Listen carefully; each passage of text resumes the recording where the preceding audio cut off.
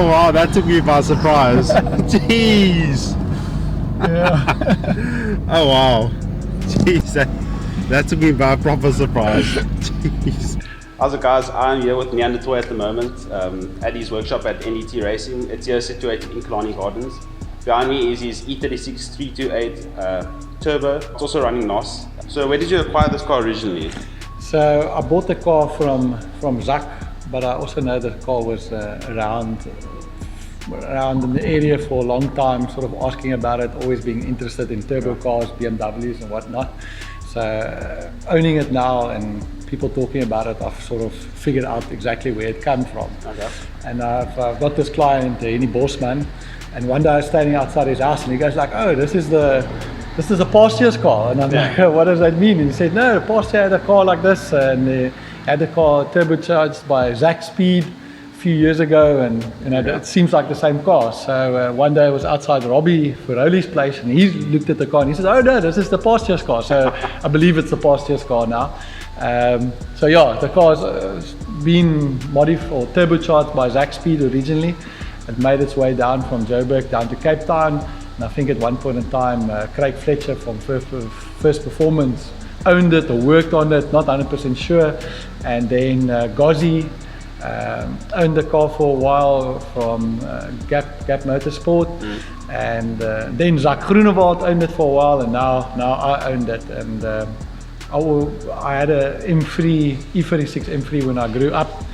My father had it, I inherited, so I always had a love for the E36s, and this car being turbocharged and all the stuff, I always wanted it. So when I had the opportunity to get it, I had to take it.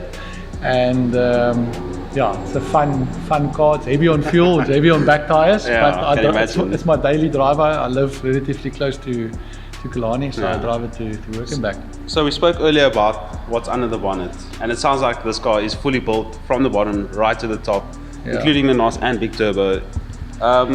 So what exactly have you actually done to this motor? Okay, so what has been done? Yeah, so I haven't done everything myself. It's been, like I say, through a few people's hands, but everybody had the cash and the want to do it right. So it is really a neat car.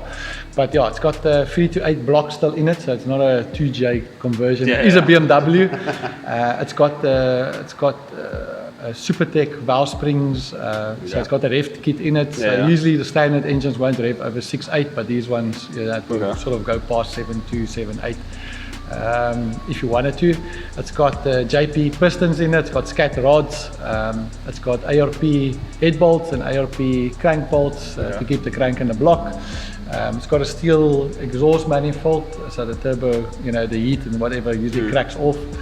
It's got a whole set turbo on it, big whole set turbo on it, and it's got GT35. Okay. 38. Oh, 38. And it's got an aluminium intake manifold, custom aluminium intake manifold with trumpets and everything built into it. Big throttle body. The NOS is hooked up and clipped up. It's about a 50 kilowatt NOS shot, which is enough considering it makes up to 400 kilowatts on F-gas. With the NOS, it's up to 450 kilowatts in the back wheels, which is in the 700 horsepower range. Who's dyno? On Craig Fletcher's dyno, which is on his dyno measures on the wheels. And that's on F-gas 400. That's on F-gas. We've had it, up to 350 on 1.5 bar boost. Okay, normal fuel. On F-gas. On F-gas as well. And then up to 400 with up to 1.75 bar boost. Okay, so the car's at 1.7 bar boost.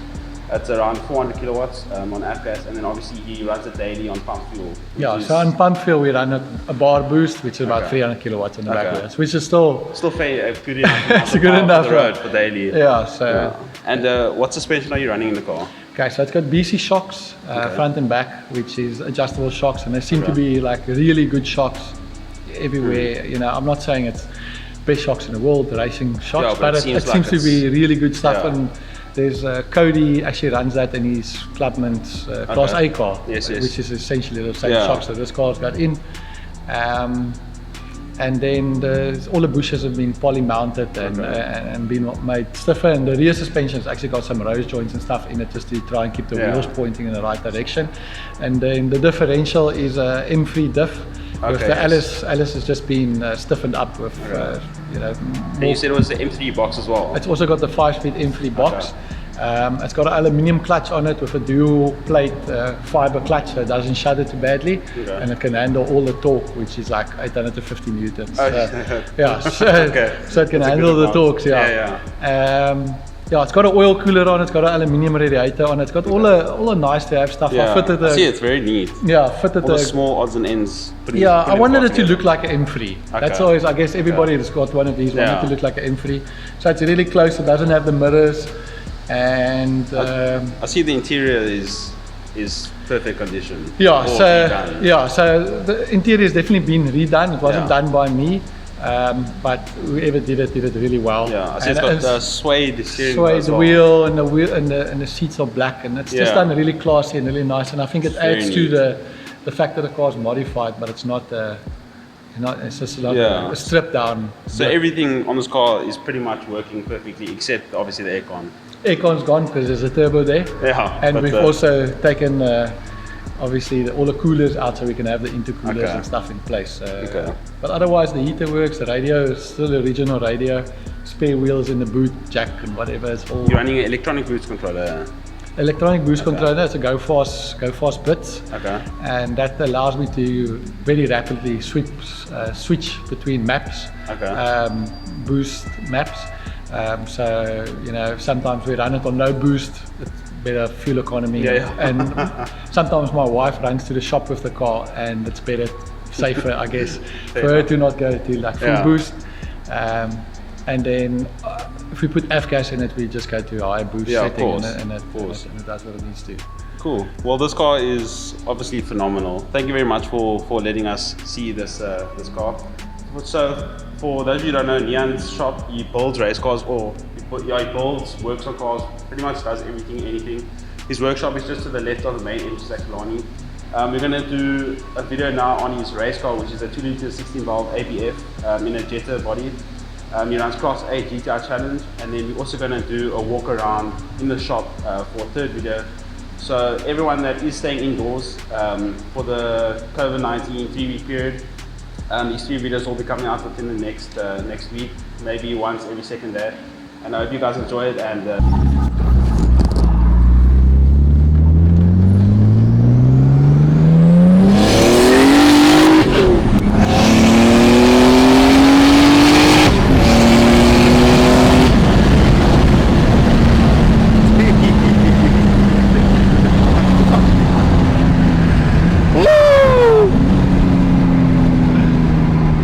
what boost is this running at now? I've got 1.1. 1.1 bar. Okay, it feels like a rocket ship. Upped it slightly now with the octane booster. Okay. It's slightly higher. But like I say, if you go to F-gas, it's like a whole nother world. Yeah. It spins in third gear like it does in second gear. Is it? Yeah. Oh wow, okay. So like I say, when you cool down, you just drive like this, it's fine. Yeah. Is this thing heavy on fuel? Boost. No, that's okay. Like my dad always says, if you want to make a big fire, you have to put a lot of wood on. Fair enough.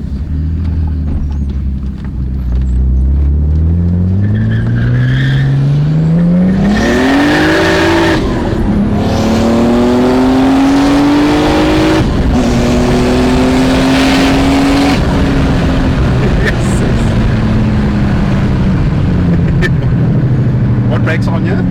Big power brakes. Oh, power brakes, yes, you said so. I was going to say, because it feels like it stops just as good as it pulls. Jeez, okay, cool. Yes, guys. This car's something to smile about every day. Jeez.